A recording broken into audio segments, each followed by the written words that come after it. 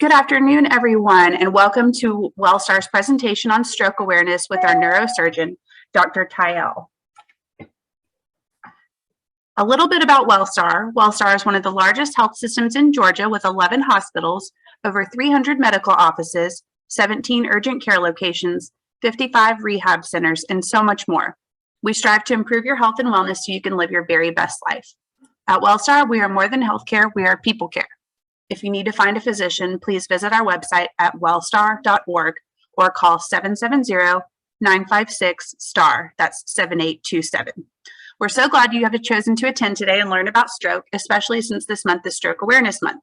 Without further ado, I would like to introduce Dr. Tayal. Okay, thank you. Dr. Tayal is a vascular neurologist and was previously the Cerebrovascular Service Line Director for the Allegheny Health Network in Western Pennsylvania. Dr. Tayal has completed a master's in medical management from Carnegie Mellon University and is experienced in managing Joint Commission stroke centers, stroke care model design, EHR, which is electronic health record optimization for stroke centers, quality and safety, telestroke, and has served as a site principal investigator on multiple stroke prevention and interventional trials. Dr. Tayal has a specific interest in value-based care, distance health, and predictive analytics applied to population health. Dr. Tayal? Okay, well, thank you so much. I appreciate the introduction. So it's a pleasure to be here with you today.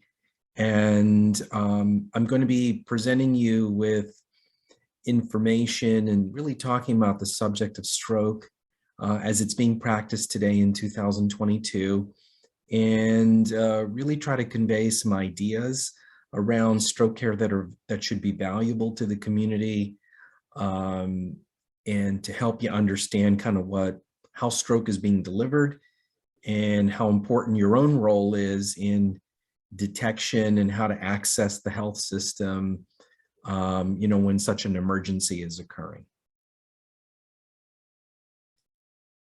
I wanted to start by just some general information about stroke, some statistics to give you an idea of the significance of the problem or the enormity of the problem that we are dealing with.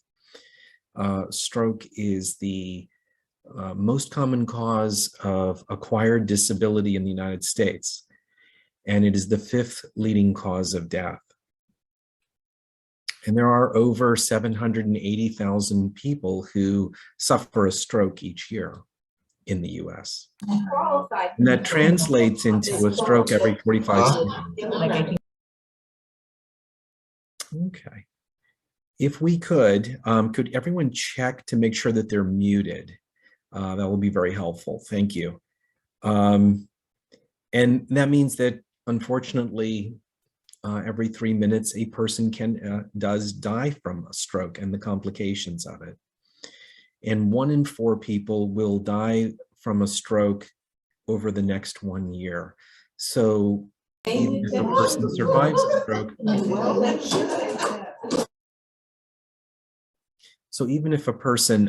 suffers a stroke, they still face significant challenges of disability and recovery, which can result in death over the next 1 year.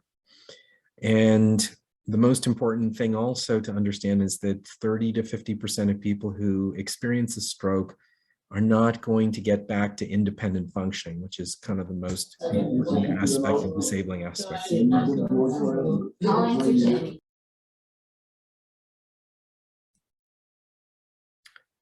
Ischemic stroke, which is the most common type of stroke that when we talk about the subject, is due to an abrupt occlusion of a brain blood vessel. And strokes can occur during the day as witnessed events or unwitnessed events, and they can also occur while we're sleeping. And so people can sometimes even awaken with a stroke. This type of stroke, an ischemic stroke, is due to blockage of major arteries of the brain. And this can occur because small arteries close off, sometimes large arteries close off, and blood clots can release from the heart and embolize to the brain. Another type of stroke, which is also just as important, sometimes even more disabling,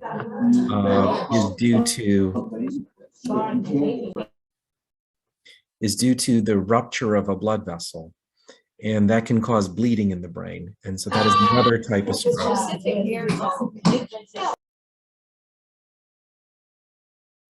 Elise, do you think there's any way to address that? I know from one group, their speakers keep coming on and off. Is there any way to address that? Yes, I have asked them to not unmute themselves. Can you mute everyone in the group? Yes. From your side until the end of the lecture? Yes, I apologize for that. Yeah, no problem. I just don't want to be able to just kind of present it to everyone. So gotcha. There you go. Okay. All right. Sure. Thank you so much. All right. So the bleeding type of stroke also is very important and oftentimes presents with headache, nausea, and vomiting, or sometimes the worst headache of your life.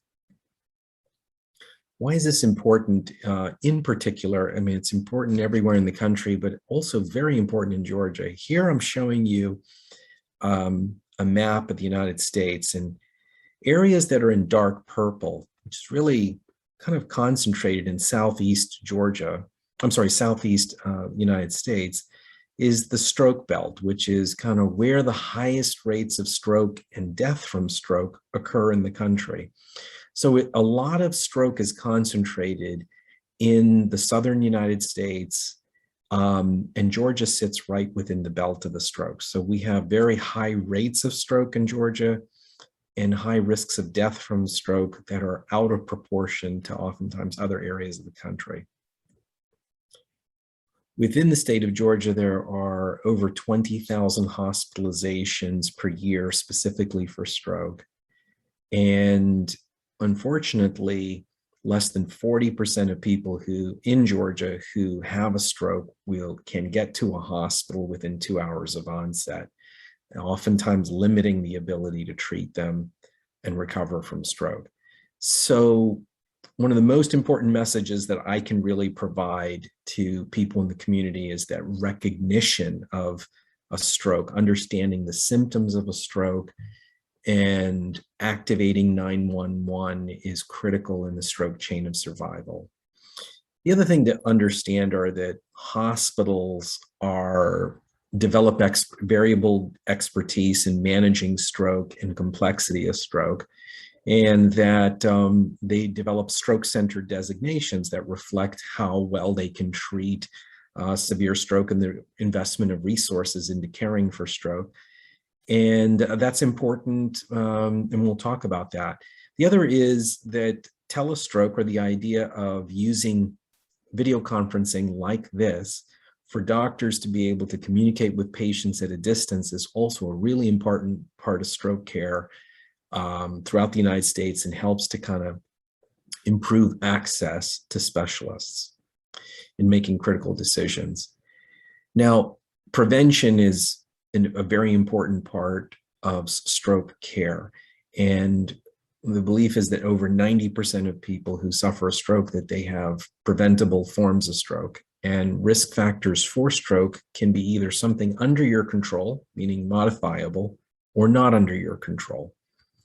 So examples of risk factors, things that increase your risk of stroke, but you may not have control over, would be your age, genetics, your family history.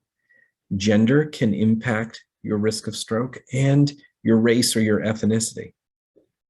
So for example, Hispanics, African Americans, Black Americans are a substantially higher risk of having certain types of stroke. And obviously advancing age is important. Now, things that you can control, things that make an impact on your risk, and things that you can modify to lower your risk. One is most important is smoking. I've highlighted in red specifically blood pressure, because it is the most potent way for people to reduce their risk of both bleeding and clotting types of stroke. Obesity, exercise, treatment of your cholesterol, diabetes management, and watching your diet.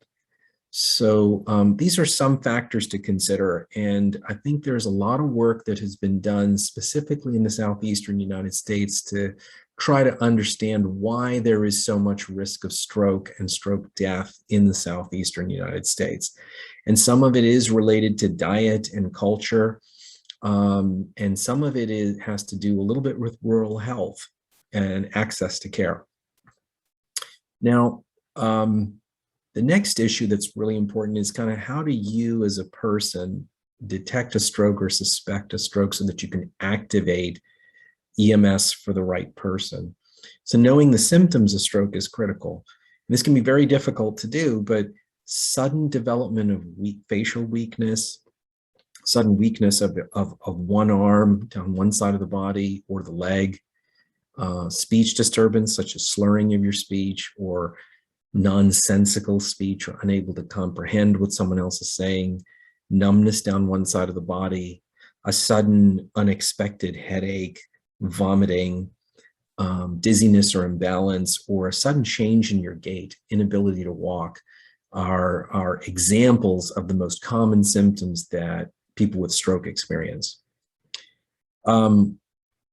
To help society kind of learn, to help people in the community understand kind of what are the most common symptoms of stroke and how to activate 911, the FAST mnemonic was put together, and the FAST stands for face, meaning facial droop, as you can see here. A person's drooping on the left side of their face. Weakness of one arm drifting down. Speech impairment, slurring of speech, or not able to comprehend or express language. And then the T stands for time. Think about time as a critical element. The faster you get someone treated, the potentially more reversible the stroke is in activating 911.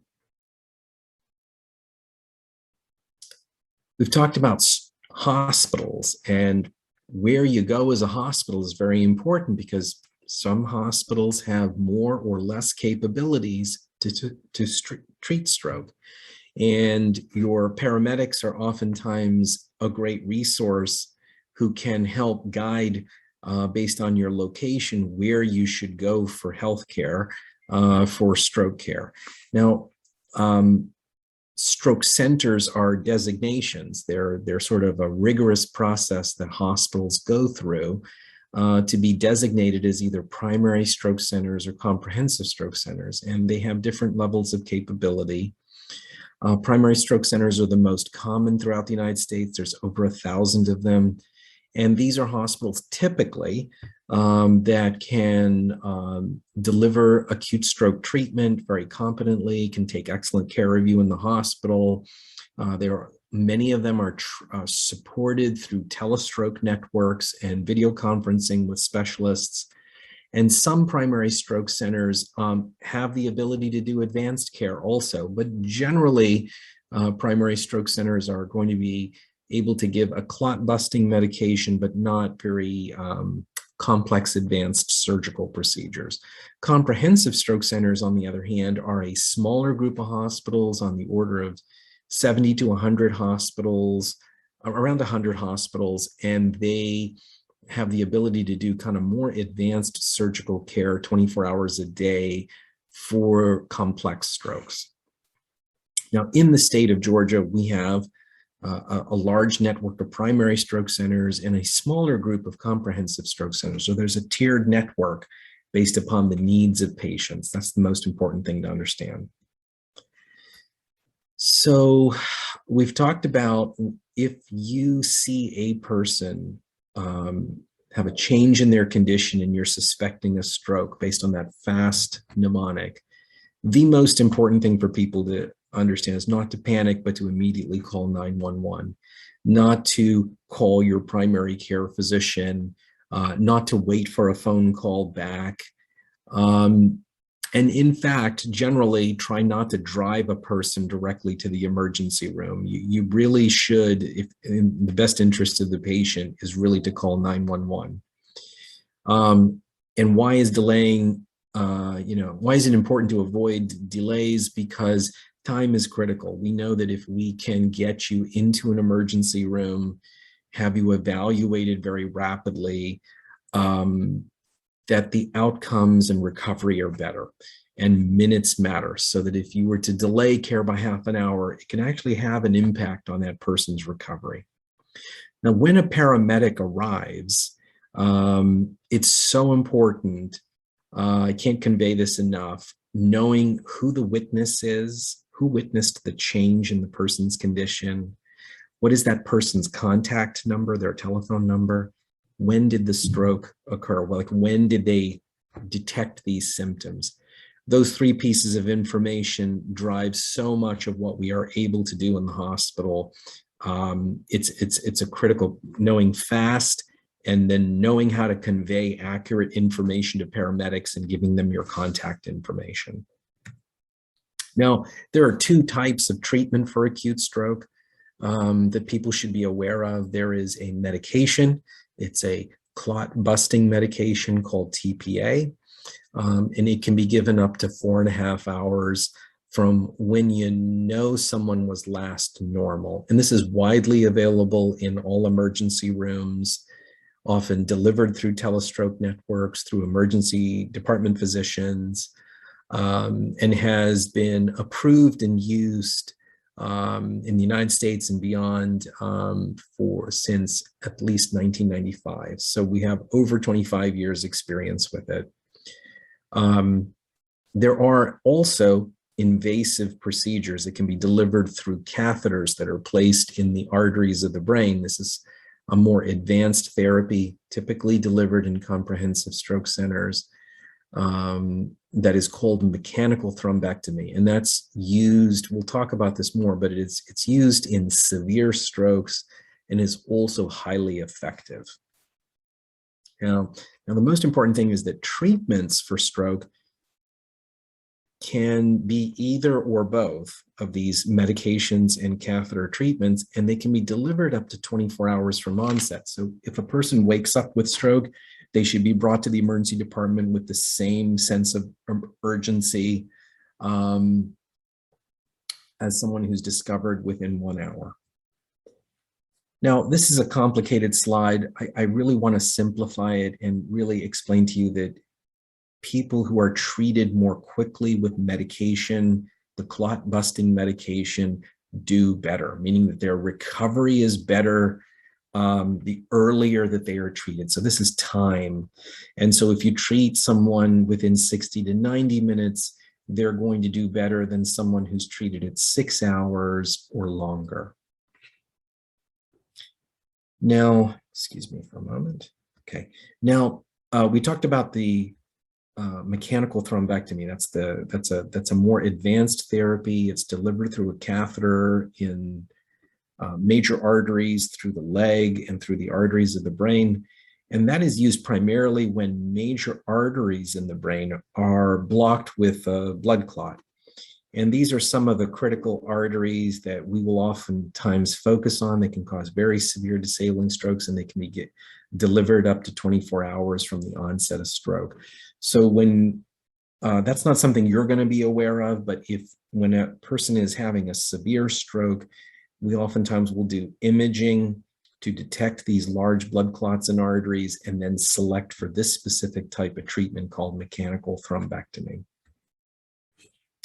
Here I'm showing you an example of images of the brain, and these white areas here, these lines here represent arteries in the brain.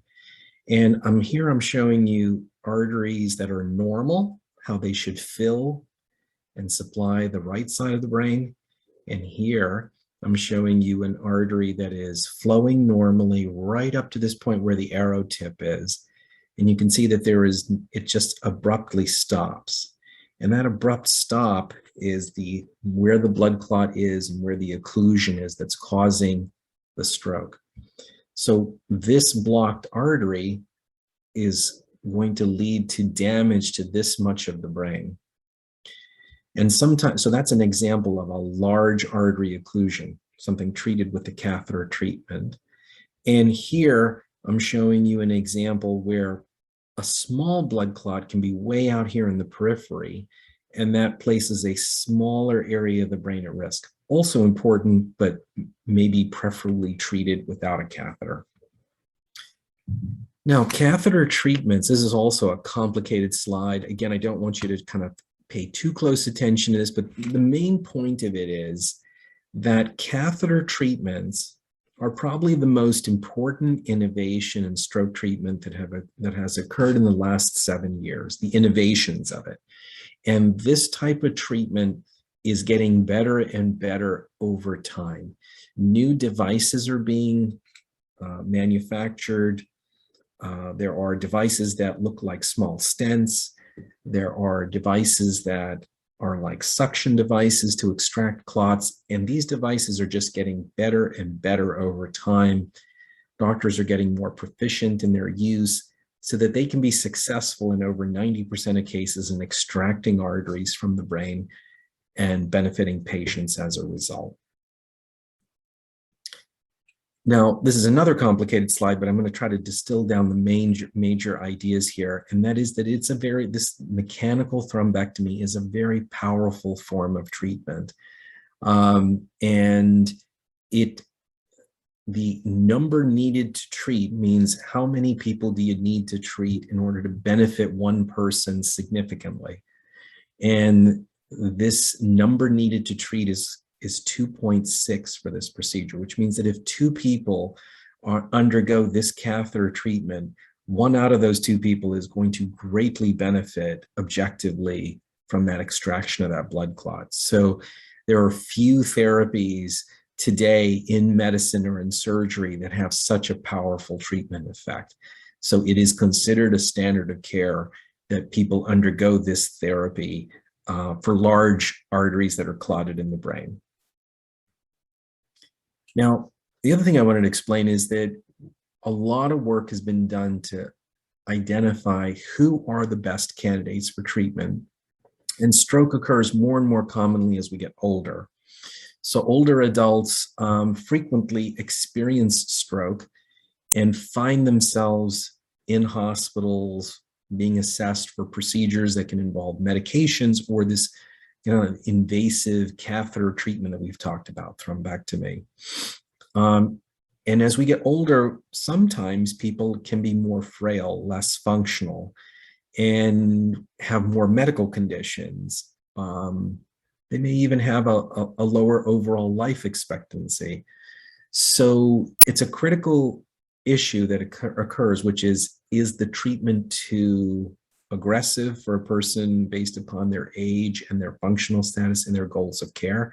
Very important discussion to have with your neurologist when you're considering this type of treatment. At the same time, older adults do benefit from these acute stroke interventions, and similar to a younger person.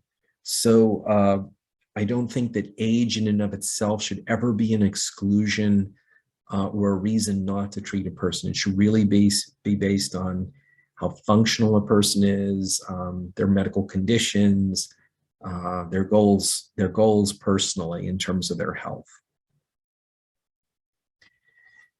Now, this is a slide to just explain that we talked about how stroke centers are tiered networks, that there are hospitals that have telestroke programs, video conferencing, a specialist advises on the use of medication.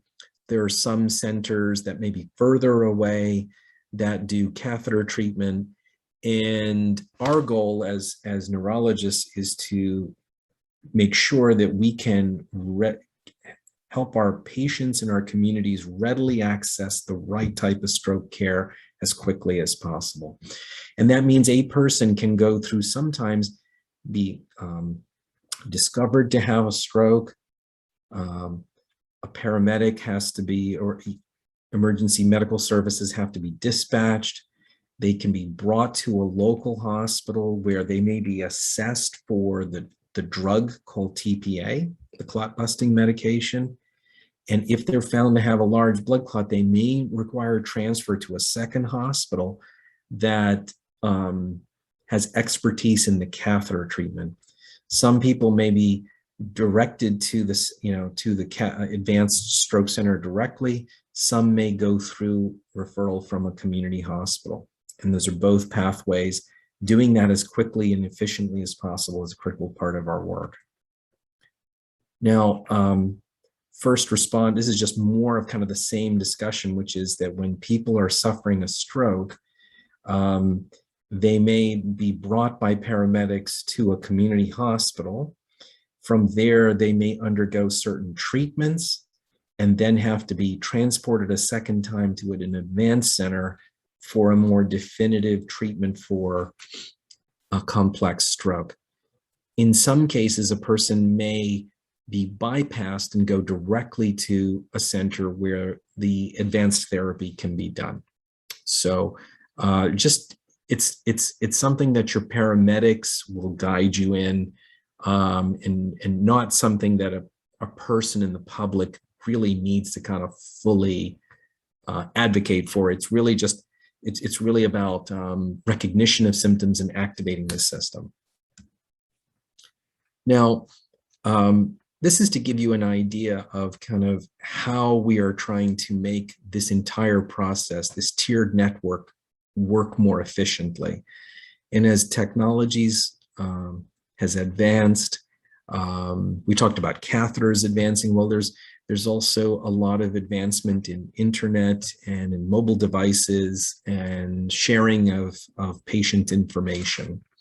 So stroke specialists today are using their mobile devices, their cell phones, as ways to visualize brain images of patients who are having studies done at a distance in order to expedite the right type of treatment and move them through this tiered network of hospitals. So, for example, this is a platform that we use at Wellstar, in which a person on call for stroke may see an image of a patient at another hospital, let's say a place in West Georgia. A person could be having a stroke and identify a blood clot in a major artery, and in minutes that image is available to a neurologist in Marietta, who then can be advising the doctors at West Georgia on what to do: administer a drug, transport a person immediately to a stroke center that can do catheter treatment, or that a person has a bleeding type of stroke and this type of treatment should be done, and a neurosurgeon should be contacted. These would be some examples of how this mobile technology has had a significant impact on stroke centers all over the country.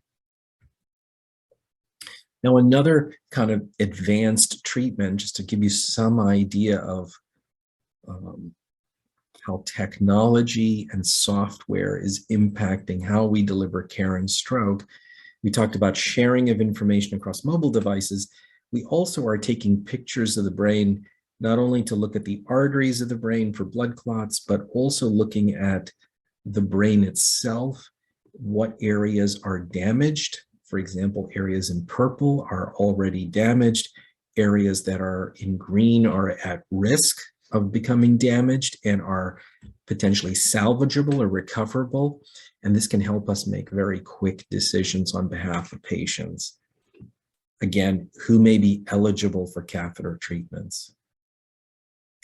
So I wanted to conclude here, kind of focus on some specific things I want you to, kind of take from this discussion. One is, I want you to be very aware of the symptoms of a stroke, that the fast mnemonic, face, arm, speech, and time are extremely important. And when you see that pattern, that change either in yourself or your spouse or friend, you need to activate 911 immediately. And think critically, who witnessed the event? When did they notice the event?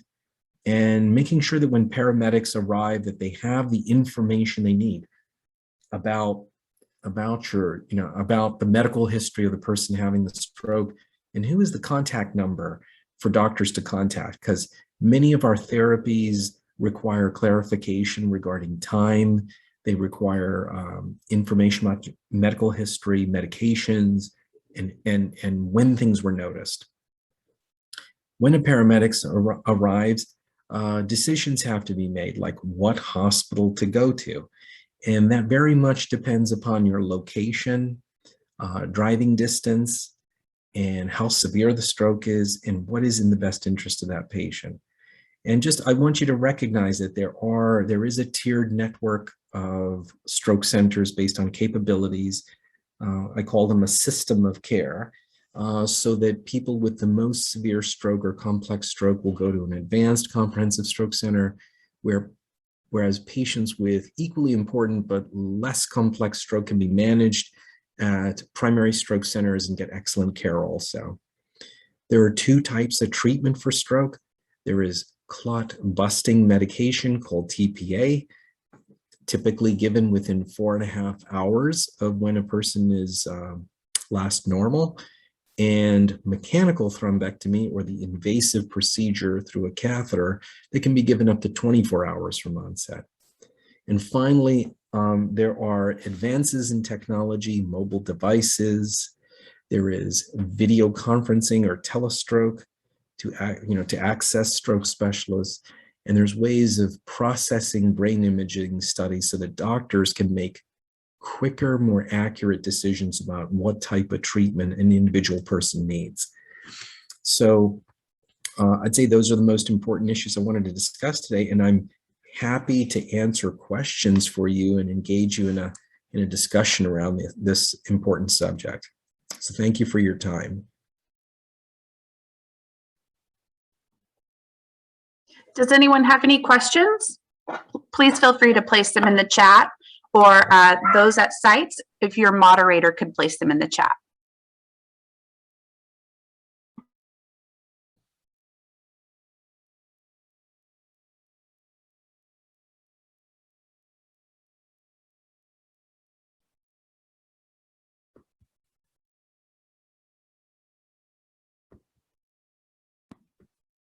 Okay, as a senior, is a neurological checkup advised? I think it should be based on symptoms. If you are someone who is generally healthy and you are not someone who has had a prior stroke, I would say that generally you really should be under the care of your primary physician, treating those risk factors we talked about. What is your blood pressure? Is your diabetes do you have diabetes? Is it well controlled? Your cholesterol? Do you have atrial fibrillation, and are you taking an anticoagulant medication or blood thinner? Do you smoke? Are you physically active? I would say that that's critical. Accessing a neurologist, important when you really have symptoms. If you have had the warning symptoms of a stroke, such as a TIA, that's a critical time to access a neurologist or a referral to one. If you're someone who's had a stroke in the past and recovered, you should be under the care of a neurologist, because determining the cause and making sure that the cause itself is addressed long-term is really important. So I hope that answers your question. The next question was, can any imaging be done doing telestroke? Yeah, during a telestroke, just like I'm video conferencing with you right now, a doctor like myself will connect with, kind of similar to Zoom or Teams or FaceTime, will connect to a patient in an emergency department, a distance sometimes 500 miles away, and can connect with them and communicate with them and talk through, examine a patient and talk to them about treatment modalities.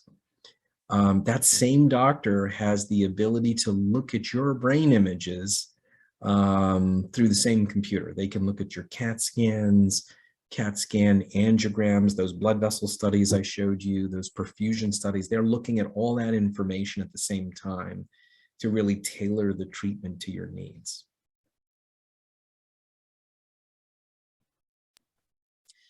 Okay, and then are there any preventative measures we can do now? Mhm. Yeah, so the most important preventative measures, I'd say blood pressure. Is your blood pressure controlled for your health condition? Generally, I'd say 130 over 80 is considered less than 130 over 80 is considered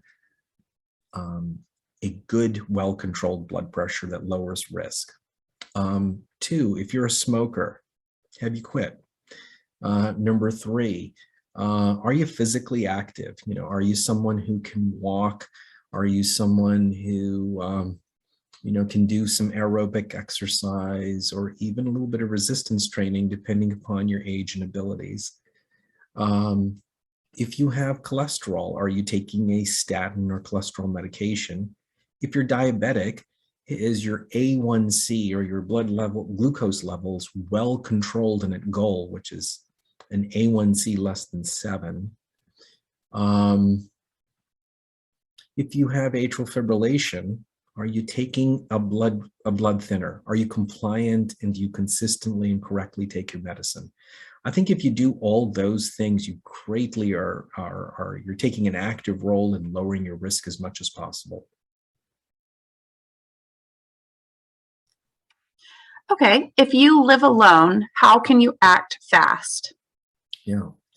So a person who lives alone, this is this is a real issue. When a person lives alone, some symptoms of stroke may affect you, but not disable you so severely that you can't activate 911. So people may use a medical alert, may activate EMS. They may call paramedics themselves for their symptoms. Mobile technologies such as the Apple Watch, for example, could help you activate and get help when you need it. Sometimes people will call family members who will then activate EMS on their behalf. There's different ways in which people who live alone activate the stroke's survival system of care. But unfortunately, sometimes people who live alone may suffer severe strokes and not be able to call for help. And that is also something that people face. What is the latest on baby aspirin? I guess I would say there isn't anything. Okay, I guess I'd say the latest I would say is this. Aspirin generally should not be used as a preventative in otherwise healthy people who really don't have any really significant risk of stroke or heart attack, that the bleeding risks of that medicine may not be justified. However, if a person has risk factors that place them at very high future risk of stroke or heart disease, or they have already been diagnosed with heart disease or stroke, they should be taking aspirin daily as a preventative. And the benefits are much greater than the risks. And what is your view on red rice yeast, as it's received a lot of press? I probably am not going to be able to give you a good answer to that question. I guess I would say red yeast rice has a chemical composition that could be similar to cholesterol reducing medications that we prescribe called statins. I don't know of any real proven benefit that it can actually prevent events like statins do. Generally, I'd be an advocate for using a prescription medication as opposed to red yeast rice. And is there a way to tell if someone has had a stroke in the past, potentially years ago? People would know if they have symptoms. Okay, so for example, a person could have cognitive symptoms, a person could have imbalance, and or they may and many strokes may be silent.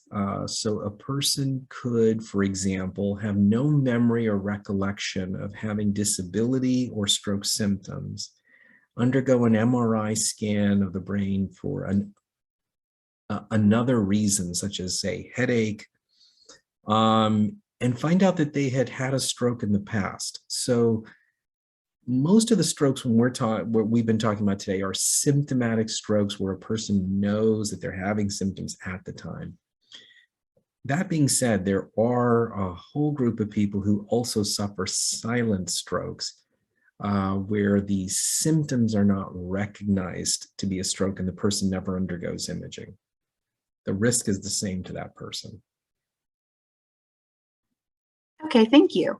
I think this is the last question. Should we wait for 911 to arrive or drive the person to the emergency room? And I think they mean after they've called 911. Do they wait on the first responders or go ahead and make the trip to the emergency room? I would say that generally you should wait for paramedics.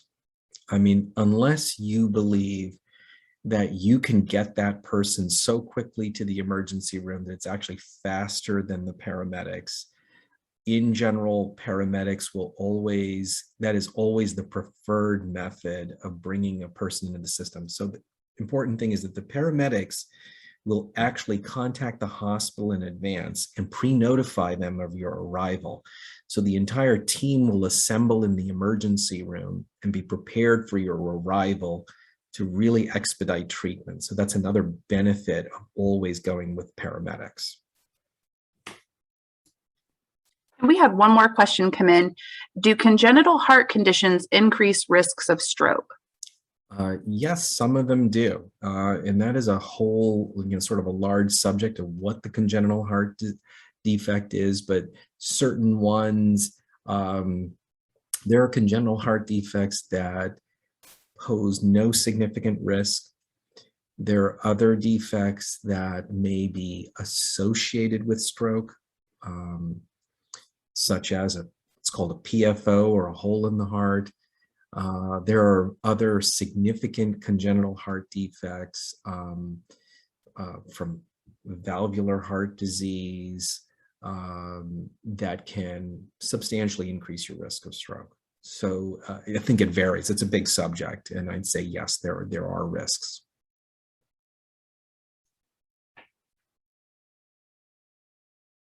Oh, okay. Two more came in. Okay, sure. Do blood pressure and heart medications help prevent a stroke? Very much. That's a really important question. I would say of all the risk factors that you can control, it is blood pressure medication, and making sure your blood pressure is under 130/80 is probably the most important thing you can do to modify and lower your risk. Heart medications. Yes, there are a range of heart medications that slow your heart rate, control atrial fibrillation, and those also impact your risk of stroke, for sure.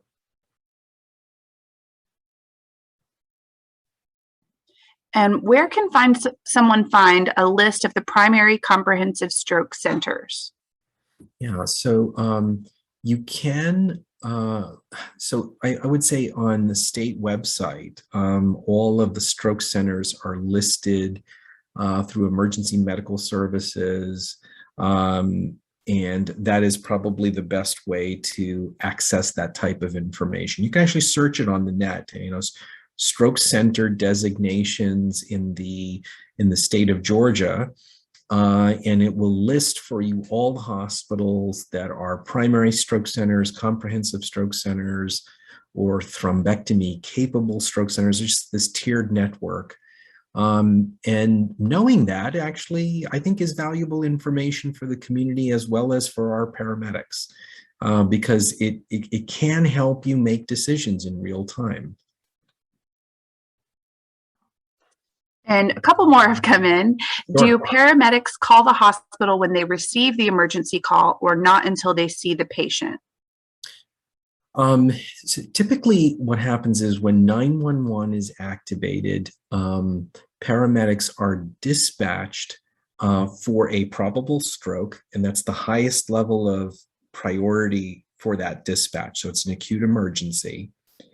When paramedics arrive on the scene, their goal is to collect that information we talked about, quickly stabilize a patient, and not be on the scene longer than a matter of minutes, if possible, and they're going to make a very rapid decision of what hospital to go to based upon distance. They will then, en route, they will notify the hospital that they're delivering the patient to regarding the age of the patient, symptoms, when to expect them, and that's the pre-notification that typically occurs and helps us activate our teams, the stroke response team that will then come to the emergency room and should be seeing you as soon as you're, kind of brought into the emergency department. Okay, if a person has a stroke, can that precipitate another stroke? Yes, that's another really important question. Once a person has had a stroke, they are at higher risk in the future of having another stroke, and that risk does decline gradually over time, and that risk is impacted by determining the cause of your stroke and making sure the treatments that you are undergoing modify that risk. So, for example, if you're someone who had a minor stroke, your risk can be 7 to 10% over the next 1 to 2 years of having another stroke. And so that's why being under the care of a stroke clinic, a dedicated stroke clinic, or neurologists who kind of specialize in stroke or have an interest in it, is so important to determine precisely, can you get to the cause of the stroke? Can you modify every risk factor possible? And then we had a question about cholesterol levels. What are the safe cholesterol levels, LDL versus HDL? So I would say in the field of stroke, we are looking to see if you have plaque buildup in arteries.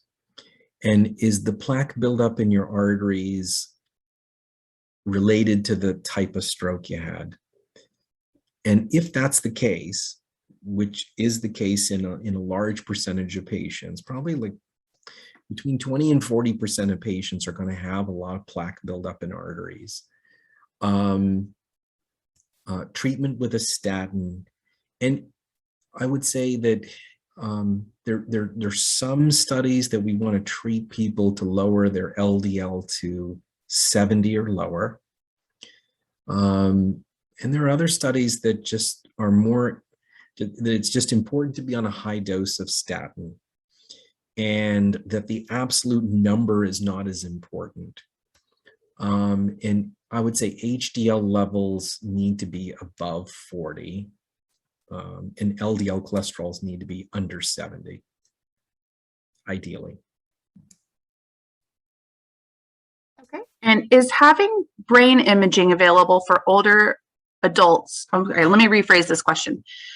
Is there brain imaging available for older adults to see their risk prior to the onset of a stroke? I generally don't recommend that. Let's put it this way. Imaging of the brain should really be done based upon symptoms, not based upon just taking a picture of the brain to try to predict future risk. That's different if you have symptoms. If you have symptoms that are suspicious for a stroke or some disability, let's say cognitive changes, or let's say imbalance that's new, or new weakness, or a change in your speech pattern, or loss of vision, those things then do require brain imaging, but not typically just to predict future risk. Now, carotid imaging is different. Carotid arteries can be imaged with ultrasounds, And there's some limited evidence that screening for that can be somewhat useful because you're identifying plaque buildup that over time, if it worsened or ever caused symptoms, you'd be a candidate for treatment before a stroke occurs.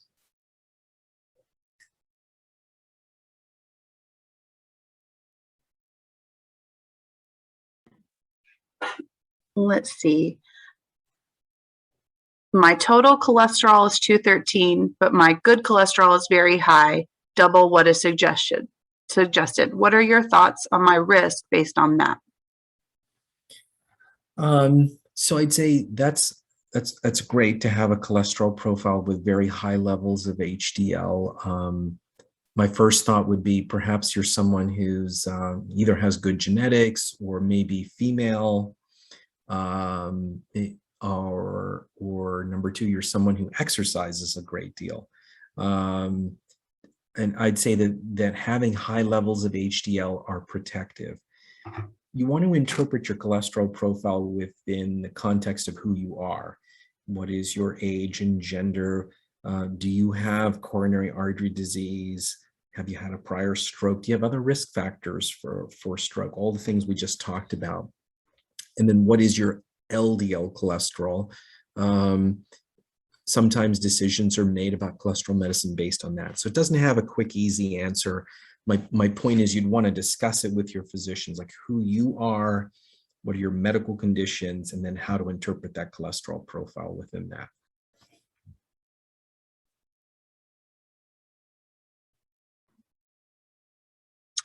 Okay, I think that is all the questions that have come through. Thank you so much, Dr. Tayal, for doing this virtual presentation for us. And I'd really like to thank everybody for either attending or joining us online. Thank you so much. And I hope everyone has a wonderful day and wonderful weekend. Okay, thank you so much. We appreciate the questions. Thank you.